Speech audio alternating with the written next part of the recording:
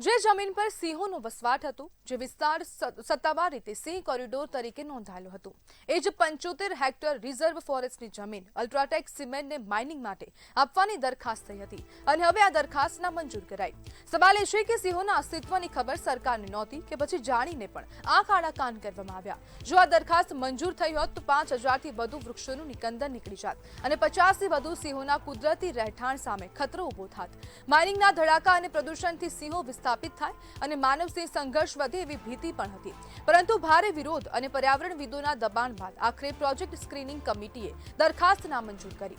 હવે સવાલ માત્ર દરખાસ્ત નામંજૂર કરવાનો નથી, સવાલ એ છે કે સિંહ કોરિડોરની સિંહ વગરનો દર્શાવતો રિપોર્ટ કોણે બનાવ્યો અને જવાબદાર અધિકારી સામે કાર્યવાહી ક્યારે થશે। સિંહ બચ્યા છે પણ જવાબદારી નક્કી થશે તે પણ એક સવાલ અહીંયા ઊભો થઈ ગયો છે અને વારંવાર જે દરમિયાન હવે આ સવાલ જ્યારે ઊભો થયો, જ્યારે આ દરખાસ્તને મંજૂરી આપવામાં આવી હતી તે દરમિયાનથી અત્યાર સુધી પર્યાવરણવિદો દ્વારા, સિંહ પ્રેમીઓ દ્વારા ક્યાંક ને ક્યાંક અવાજ ઉઠાવવામાં આવ્યો હતો, વિરોધ થતો હતો, અવારનવાર અનેક જગ્યાએ સ્ટેટમેન્ટ આવતા હતા, પરંતુ હવે 2 થી 3 મહિના બાદ હવે ક્યાંક ને ક્યાંક આ કમિટી દ્વારા આ દરખાસ્તને નામંજૂર કરવામાં આવી છે। 75 હેક્ટર જમીન આપી દેવામાં આવવાની હતી અને તેનાથી 5000 જેટલા વૃક્ષોનું નિકંદન પણ થવાનું હતું તેવી શક્યતાઓ વ્યક્ત કરવામાં આવી રહી હતી અને હવે તે હવે દરેક અટકળોની વચ્ચે હવે આ ક્યાંક ને ક્યાંક સ્પષ્ટતા આવી ગઈ છે। પરંતુ અહીંયા અનેક સવાલો થઈ રહ્યા છે કે જ્યારે આજે રિપોર્ટ બનાવવામાં આવ્યો હતો, ડીસીએફ વિકાસ યાદવના રિપોર્ટ મુજબ હવે દરખાસ્ત આપવામાં આવી હતી, પરંતુ આ રિપોર્ટ કેમ આવી રીતના બનાવવામાં આવ્યો, કેમ હવે જે જગ્યા પર 70 થી 75 જેટલા સિંહોનો વસવાટ છે તે સિંહોને કેમ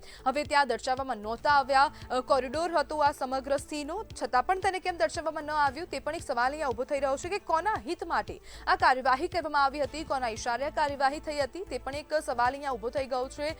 વારંવાર તંત્રની સમક્ષ સવાલો થતા હોય છે, વિભાગની સામે સવાલો થતા હોય છે, પરંતુ સ્થિતિ આ વખતે કંઈક અલગ હતી।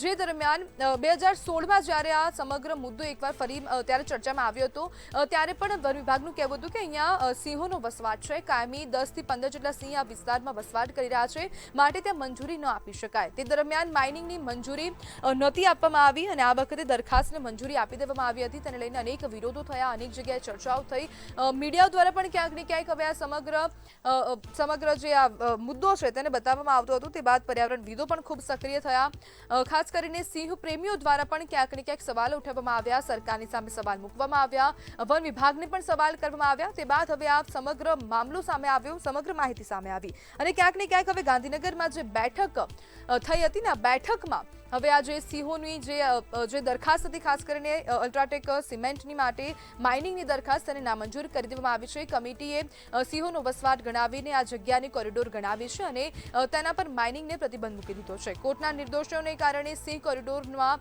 માઇનિંગ હવે અટકી ગયું છે। સમગ્ર મામલો કોર્ટમાં પણ પહોંચ્યો હતો, સિંહોના રહેઠાણની જમીન માઇનિંગ માટે આપી શકાય નહીં તેવું પણ તારણ સામે આવ્યું છે। તેના જ માટે હવે આ સમગ્ર દરખાસ્ત છે તેને હવે નામંજૂર કરવામાં આવી છે।